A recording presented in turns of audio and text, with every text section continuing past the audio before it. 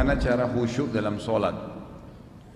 Pertama, yang paling pertama kiat khusyuk itu bangun asas ibadah Anda dengan kalimat keyakinan yang pernah saya jelaskan dulu.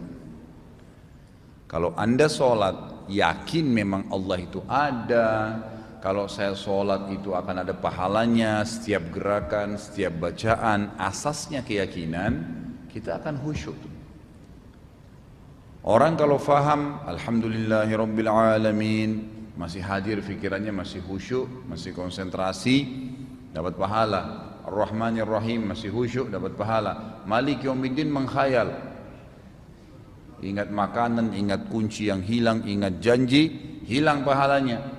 Berarti dengan antum yakin bahwasanya itu akan berpahala kalau saya konsentrasi, tidak membiarkan setan mencuri satupun celah dari bacaan saya, dari gerakan saya, tetap konsentrasi, maka itu kan akan otomatis khusyuk, ya.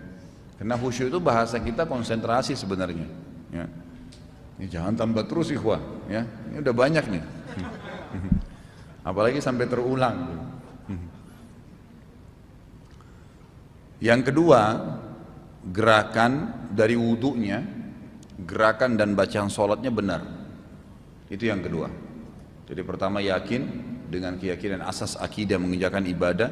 Yang kedua gerakan bacaan, itu kan wudunya semuanya benar, sesuai dengan tuntunan wahyu. Yang ketiga, merapatkan shaf kalau sholat berjamaah.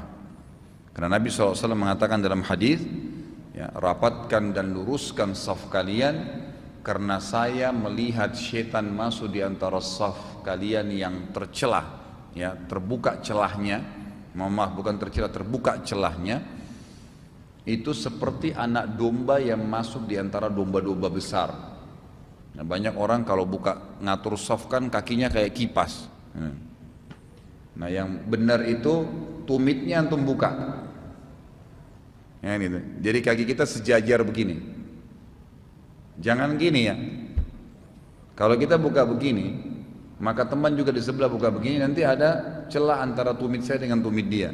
Tapi kalau tumit antum buka dan patokannya shaf itu adalah pundak, jadi nggak usah terlalu besar, jangan juga kecil. Ada orang masya Allah badannya besar, kakinya dirapatin sama dia. Jadi orang di sebelahnya biar ngejar juga nggak bisa. Ada juga orang badannya kecil, kakinya terlalu lebar, ngambil tempatnya orang. Gak usah. Patokan shaf itu hanya pundak, sejajar dengan pundak kita. Kemudian tumitnya dibuka. Kata para sahabat dalam hadis yang sahih, kami di zaman Nabi SAW kalau sholat sudah diiqomahkan, maka tumit-tumit kami bertemu. Buka, teman di sebelah juga buka, spontan tumitnya akan ketemu, gitu kan? Maka membuat kedua betis kami bertemu dan membuat kedua pundak kami pun bertemu. Jadi nggak ada celah. Nah itu kalau kita membuat celah, syaitan masuk di antaranya dan pasti mengganggu konsentrasi, otomatis. Gitu kan? Belum lagi memang ada celahan-celahan lain. Sama juga tidak, maksudnya celahan lain ini Nabi SAW mengatakan celahan bagi orang yang tidak ngatur shaf, ya. Kalian harus meluruskan, merapatkan shaf kalian atau Allah akan, ya, memasukkan dalam hati kalian perselisihan di antara kalian, ribut nanti, gitu kan? Dari shaf sholat tuh. Sisi yang lain, antum juga kalau sholat berjamaah kayak di masjid sini ikhwah, patokan shaf itu harus tumit.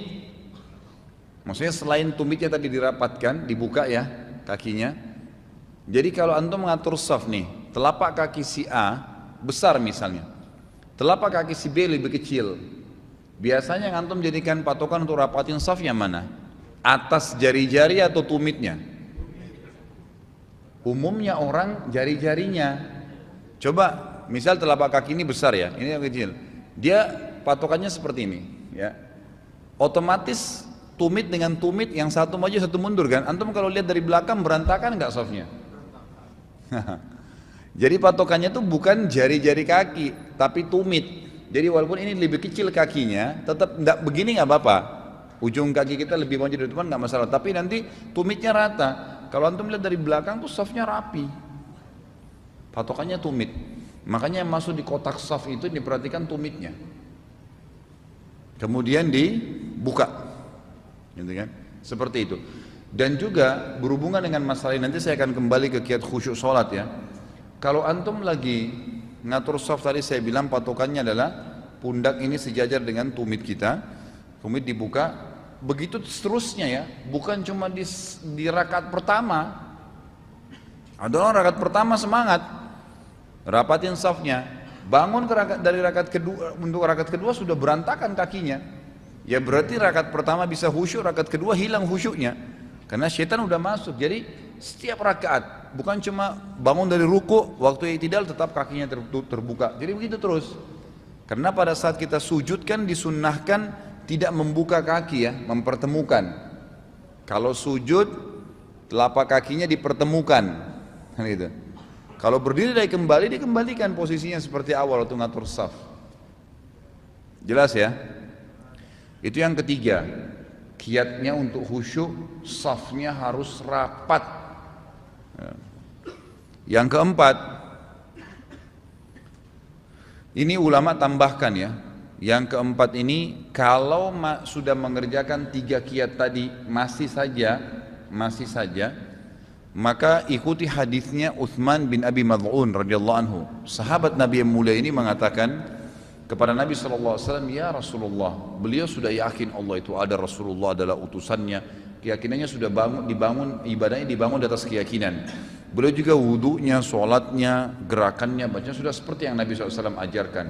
Kan gitu. Beliau juga sudah ngatur saf, tapi kok masih ada. Kadang-kadang beliau hadir, kadang-kadang lupa. Beliau mengatakan kadang-kadang saya lupa ya Rasulullah, kayak ada gangguan.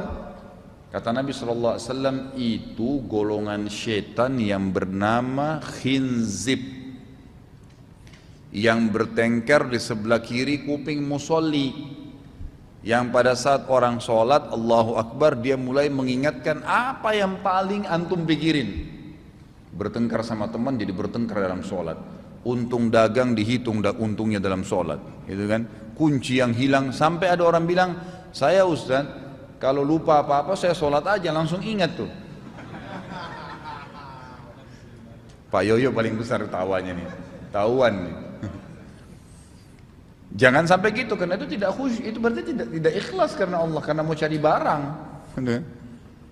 Jadi bukan itu, jadi syaitan memang menunggangin, namanya khinzib. Kata Nabi SAW kepada Utsman bin Abi Mad'un radhiyallahu anhu, kalau datang kepadamu itu, maka tiuplah ke sebelah kirimu 3 kali sambil baca a'udzubillahi minasyaitonirrajim. Ditiup ya, jangan meludah. 3 kali. Kata Utsman bin Abi Mad'un radhiyallahu anhu, ya, setelah aku lakukan tidak ada lagi was-was syaitan itu datang kepadaku. Kalau ada di antara antum bilang, saya sudah tiup Ustaz 3 kali tapi masih tidak konsentrasi juga. Coba lihat 3 poin yang pertama. Perhatikan saf antum. Antum sudah bangun di asas keyakinan belum kalau Allah lihat antum nih kalau sholat? Kan itu. Wudunya tadi sudah benar belum? Gerakan dan bacaan sudah benar belum? Kalau benar-benar juga sudah benar tapi masih saja ya antum sudah betul di atas keyakinan, benar-benar tadi sudah bacaan wudunya, sholatnya, gerakannya sudah benar. Kemudian juga antum tadi apa yang ketiga? Safnya sudah benar. Antum juga masih rasa terganggu lalu antum lakukan hadis Utsman bin Abi Mad'un radhiyallahu anhu tadi, meniupku seperti kali masih juga tidak, maka ini kiat yang terakhir, yang kelima. Kata ulama berarti dia masih punya dosa yang menghalangi kehusyuan antara dia dengan Allah. Perbanyak istighfar. Perbanyak istighfar karena itu termasuk dosa bisa menghalangi kehusyuan. Allahu a'lam.